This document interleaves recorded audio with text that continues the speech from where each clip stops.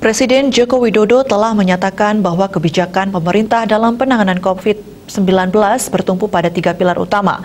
Ketiga pilar tersebut adalah vaksinasi, penerapan 3M, memakai masker, mencuci tangan, dan menjaga jarak, dan pelaksanaan 3T, tracing, testing, dan treatment secara masif.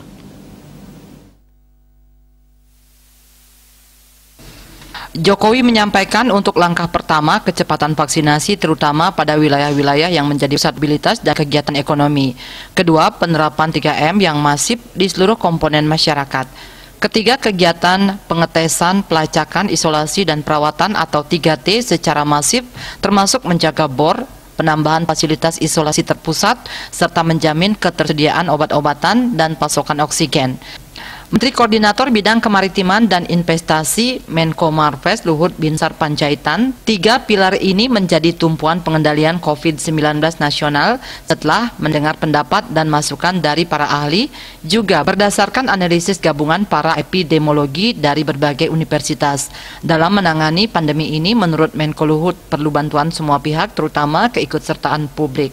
Pihaknya masih memiliki masalah di sektor hulu, di mana soal kedisiplinan masyarakat yang masih sangat kurang, walaupun kedisiplinan ini adalah kunci dari penanganan pandemi COVID-19 varian Delta ini.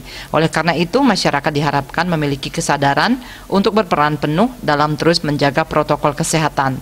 Sementara itu, terkait 3 pilar dalam penanganan COVID-19, Luhut mengatakan peningkatan cakupan vaksinasi secara cepat akan dilakukan, terutama pada wilayah-wilayah yang menjadi pusat mobilitas dan kegiatan ekonomi.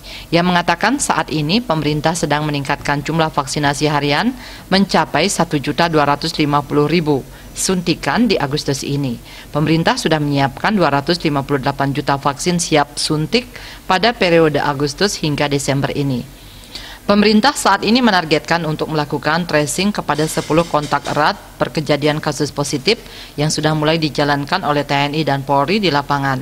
Jika ketiganya dapat dilakukan, maka penyebaran virus dapat dikontrol sehingga strategi reopening secara bertahap optimis dapat dilakukan. Dia Dewi Bali Post melaporkan.